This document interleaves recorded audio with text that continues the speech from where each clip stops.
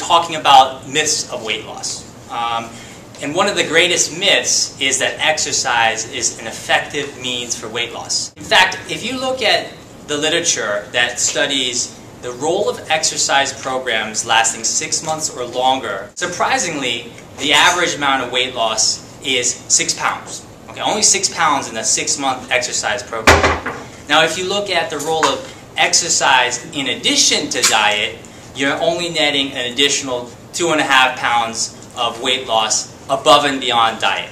Okay, that's something that seems counterintuitive, and I'd like to explain why that is. Let's take a hypothetical example.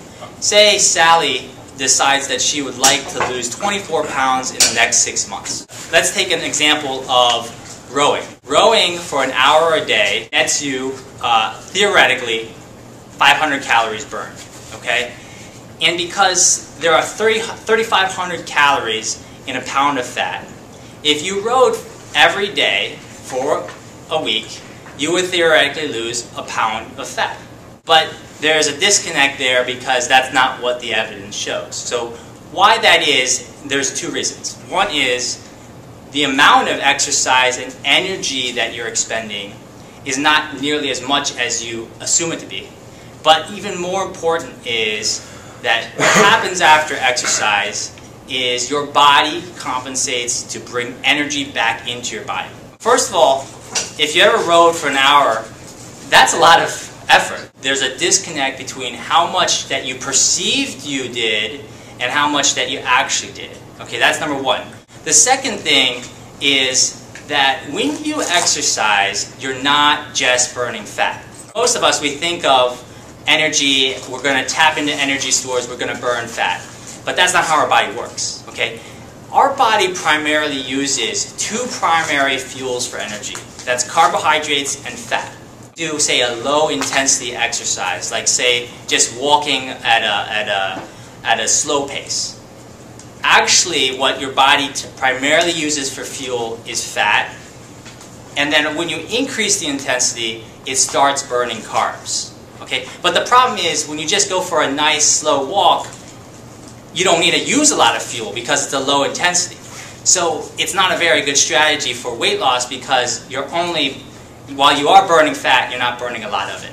As you increase the intensity of your exercise, you actually start burning more carbs and less fat. And that's what the rub is. Because we all assume that, okay, now I'm going to go from a walk, I'm going to go for a jog. Now I'm doing more, I'm expending more, so I got to be burning more fat. But your body shifts into burning more carbohydrate stores and less fat. This dark gray and this black, okay, those are your sugar stores, okay, glucose and what's called glycogen. It's a carbohydrate storage in your muscle, in your liver. All right, the white and the striped, these are your fat stores, triglycerides and what we call free fatty acids. All right, so here, at a low-intensity walking pace, this is what low-intensity means. This is VO2 max, it's 25%. This is a low-intensity walk. You're primarily burning fat, all right, and only very little bit of carbohydrate. As you increase to a moderate intensity, this is 65%, moderate intensity like a brisk walk, like almost a jogging pace, you're basically burning half carbohydrates and half fat. But then, as you increase to a run, and you increase to intense exercise, you don't burn more fat, you burn more carbs. So, if you take that same example, Sally started, she wanted to do an exercise program. She said, let me do stationary rowing for 6 months. I should theoretically lose 24 pounds. But the problem is that during that exercise, that moderate intensity, she's only burning half fat, half carbs. So at 6 months, theoretically now, she's only going to be able to lose 12 pounds instead of 24 pounds, okay? We know that calories in minus calories out equals net weight change. Just talked about the calories out expended, that we don't expend as much as we think, and we don't burn as much fat as we think. Now we're going to talk about the other part of the equation, the calories in. Okay, so how after exercise does our body compensate to bring energy back in? If I turn the heat up on the room, you start sweating. If I bring it down, your body naturally starts shivering to bring your core body temperature up. These are things that your body does to compensate, to maintain the status quo. When you exercise, initially your appetite is suppressed. You probably have experienced that. But an hour post-exercise, you're ravenous, okay? Appetite increases, okay? That's purposeful. Your body just recognized that it just burned energy. It needs to seek out energy to come back in, so it automatically drives your appetite up. Number 2, okay, not only does it increase your appetite, but it increases your appetite for carbs, okay? The most fattening macronutrient, okay? That's been demonstrated in the literature that carbohydrate craving goes up, okay? And number 3, your body is, after exercise, going to absorb your sugar in those carbohydrates faster. And what that translates is to fattening.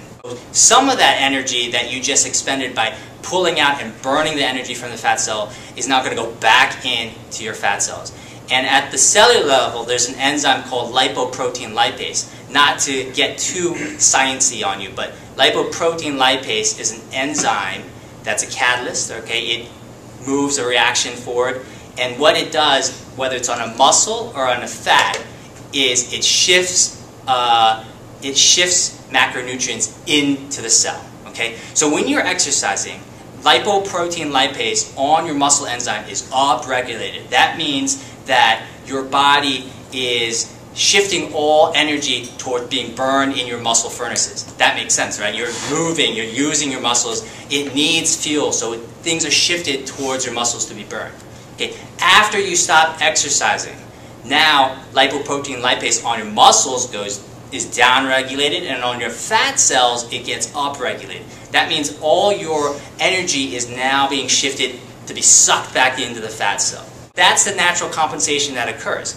But it's not 100% compensation. So I don't want to give you the wrong idea that exercise is not at all helpful. But your body has things that occur which explains why exercise is so for so many of us, not particularly helpful in terms of weight loss. So say that compensation that naturally occurs is 50%. Okay, so 50% efficient. So now we're talking, instead of 24 pounds in 6 months, we're not talking 12 pounds in 6 months, we're talking about 6 pounds in 6 months, and that's more consistent with what the literature shows. Thanks for tuning in to Weight Loss Myths with Dr. Crisco. To learn more about weight loss myths, check out my website, mythicalweightloss.com. And to learn how you can effectively lose weight and keep the weight off, check out my book, The Ping Pong Diet.